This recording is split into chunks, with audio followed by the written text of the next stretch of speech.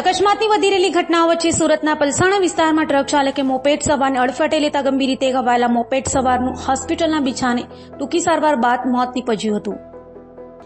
સુરતમાં ઘણા સમયથી અકસ્માતના બનાવો સામે આવી રહ્યા છે, ત્યારે સુરતના પલસાણા વિસ્તારની ઘટના સામે આવી છે, જેમાં પલસાણા ખાતે આવેલ નાયરાના પેટ્રોલ પંપ પાસેથી પસાર થઈ રહેલા મોપેડ ચાલક ગણેશ ધનસુખ રાઠોડને પાછળથી બેફામ રીતે આવેલ ટ્રકના ચાલકે અડફેટે લેતા ગણેશ રાઠોડને ગંભીર ઈજાઓ થઈ હતી, જેથી તાત્કાલિક સારવાર માટે સુરતના સિવિલ હોસ્પિટલે ખસેડાયા હતા। જોકે ટૂંકી સારવાર બાદ ગણેશ ધનસુખ રાઠોડનું મોત નીપજ્યું હતું। બનાવની જાણ થતાં પલસાણા પોલીસે સ્થળે દોડી જઈ ગુનો નોંધી વધુ તપાસ હાથ ધરી છે। તો મૃતક ગણેશ રાઠોડ મિત્ર સાથે અન્ય મિત્રની બર્થડે પાર્ટીમાં જવા નીકળ્યો હોવાનું જાણવા મળ્યું છે। મારું નામ મહેશ ધમીધર નાયકા છે। ત્યાર મેં ઘરે હતો, પણ ઘરે હું ઊંઘ્યો હતો।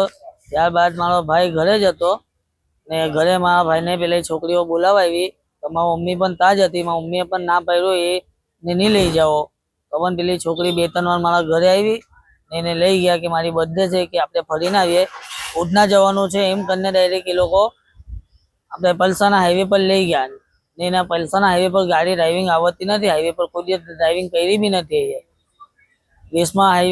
વેસમા ગામ પોલીસ ચોકી નાયરા પેટ્રોલ પંપની સામે એક્સિડન્ટ થયું છે। કેટલી ઉંમર હતી, શું નામ હતું? એનું ગણેશભાઈ ધનસુખભાઈ રાઠોડ, એની ઉંમર છે 19।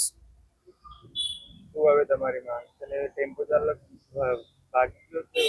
ટેમ્પો ચાલક જ્યારે સ્પોટ પર એક્સિડન્ટ થયું ને તો એને માર્યો ને પેલા પબ્લિક લોકોએ, તો ત્યાંથી એ ભાગી ગયો। કાલે હું ત્યાં ગયેલો હતો વેસમાં, તો મને ત્યાં એવું સાંભળવામાં આવ્યું છે કે ટેમ્પો ને એનું લાયસન્સ બધું જમા કરેલું છે,